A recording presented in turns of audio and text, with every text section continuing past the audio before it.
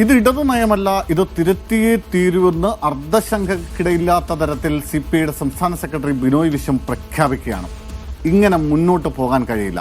ഇത്തരത്തിൽ മുന്നോട്ട് പോയാൽ അതിൻ്റെ ബാക്കി എന്താണെന്ന്, അല്ലെങ്കിൽ ഇത് തിരുത്താതെ പോവുകയാണെങ്കിൽ എന്താണ് തുടർന്ന് ചെയ്യേണ്ടതെന്നുള്ള കാര്യത്തിൽ കടുത്ത തീരുമാനത്തിലേക്ക് തങ്ങൾക്ക് കടക്കേണ്ടി വരും എന്ന് അർദ്ധശങ്കക്കിടയില്ലാത്ത വിധം പറഞ്ഞ് അവസാനിപ്പിക്കുകയായിരുന്നു ബിനോയ് വിശ്വം വാർത്താ സമ്മേളനം. അതിനിടയിൽ വളരെ കൃത്യമായി CPMന് പറയാനുള്ളതെല്ലാം CPMനോട് പറഞ്ഞിട്ടുണ്ട്. മുന്നണി മര്യാദ എന്ന് മാത്രമല്ല, പലപ്പോഴും ഈ പദ്ധതിയെക്കുറിച്ച് തന്നെ നോക്കൂ, നേരത്തെ MV ഗോവിന്ദൻ പാർട്ടിയുടെ സംസ്ഥാന സെക്രട്ടറിയും ഒപ്പം പിന്നീട് വിദ്യാഭ്യാസ മന്ത്രിയും ഒക്കെ സംസാരിക്കുന്നത് വളരെ ലാഘവത്തോടു കൂടിയാണ്. അത് താൻ വിദ്യാഭ്യാസ മന്ത്രിയുടെ വാർത്താ സമ്മേളനം താൻ ഗൗരവത്തിലാണ് കേട്ടിരുന്നത് എന്ന് CPIയുടെ സംസ്ഥാന സെക്രട്ടറിക്ക് പറയേണ്ടി വന്നാൽ അതൊരു തമാശയായി തനിക്ക് അനുഭവപ്പെട്ടു എന്ന തരത്തിലായിരുന്നു ബിനോയ് വിശ്വത്തിന്റെ പ്രതികരണം. അങ്ങനെയല്ല ഇടതുപക്ഷത്തെ ഒരു മന്ത്രി, ഒരു വിദ്യാഭ്യാസ മന്ത്രി ഒരു വിഷയത്തെ സംസാരിക്കേണ്ടത്, ആ വിഷയവുമായി ബന്ധപ്പെട്ട് നിലപാടെടുക്കേണ്ടതെന്ന് കൃത്യമായി ബിനോയ് വിശ്വം പറയുന്നുണ്ട്. മാത്രമല്ല, എന്തിനായിരുന്നു ഒരു ഒളിച്ചുകളി? ഈ വിഷയം 2014 ഡിസംബറിലും പിന്നീട് കഴിഞ്ഞ ഏപ്രിൽ മാസത്തിലും 2 തവണ മന്ത്രിസഭയ്ക്ക് മുന്നിൽ വരുന്നു. ആ മന്ത്രിസഭയ്ക്ക് മുന്നിൽ ഈ വിഷയം വരുമ്പോൾ CPI എന്ന് കൃത്യമായ നിലപാട് പറഞ്ഞിട്ടുണ്ടായിരുന്നു. അത് ഒരു കാരണവശാലും നടപ്പിലാക്കാൻ പാടില്ല എന്ന് തന്നെയായിരുന്നു CPIയുടെ നിലപാട്.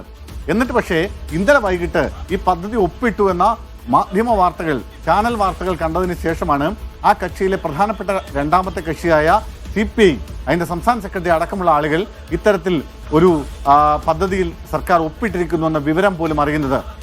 സ്വാഭാവികമായും അത് ആദ്യഘട്ടത്തിൽ തന്നെ CPI പ്രതികരിച്ചത് മുന്നണി മര്യാദകളുടെ ലംഘനമാണ്, ഒരു തരത്തിലും അംഗീകരിക്കാൻ കഴിയില്ല എന്നായിരുന്നെങ്കിൽ പിന്നീട് അത് കുറെ കൂടി കടന്ന രീതിയിലേക്ക് ഇന്ന് ഏതാണ്ട് 1 മണിക്കൂറോളം നീണ്ട വാർത്താ സമ്മേളനത്തിനിടയിൽ അദ്ദേഹം പറഞ്ഞു വെക്കുന്നത് ഇതിനകത്ത് എന്തൊക്കെയോ ചില ദുരൂഹതകളുണ്ട്.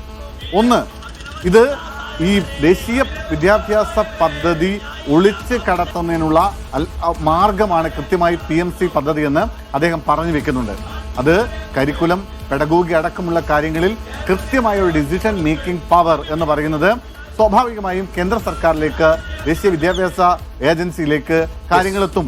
ദേശീയ വിദ്യാഭ്യാസ നയത്തിന്റെ ഭാഗം ഇവിടെ നടപ്പിലാക്കുന്ന ഒരു സാഹചര്യം ഉണ്ടാവും. അക്കാര്യത്തിൽ ശിവൻകുട്ടിക്ക് ആശങ്കയുണ്ടെങ്കിലും CPIക്ക് കൃത്യമായ ആശങ്കയുണ്ട്, അതിന് കൃത്യമായ മറുപടിയുണ്ട്.